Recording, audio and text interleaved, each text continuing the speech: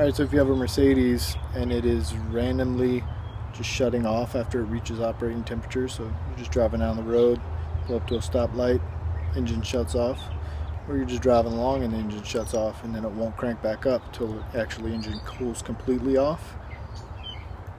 Crank position sensor is bad.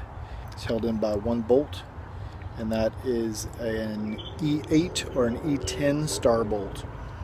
So you just get that, you pull this right off.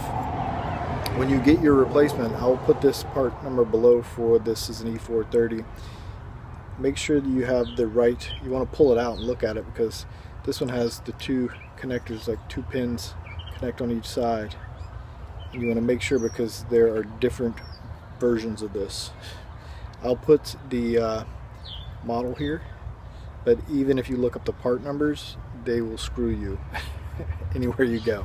So make sure that you get the right one. I'd go there and have them order it.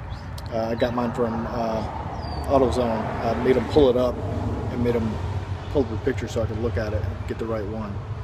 But that's the replacement, and I pop this in and I'll fix it right up.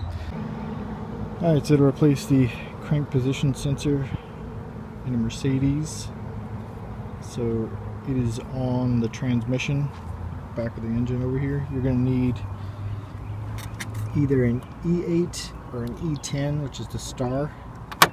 You're going to need kind of a short, a bend, and then a long to get up in there, and usually I just shove it in at an angle. You're going to have to go in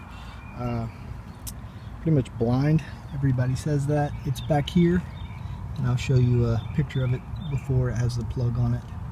Let's see if I can get it down here. That's it right there. It's right there, and it's got a hex bolt up under it. See the hex bolt? It's a pain in the butt to get to, but then it's the plug here. And to get that off, you just push in the sides like that at the top.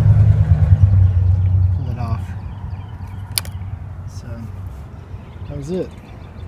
Hope that helps somebody. You guys take it easy. Peace.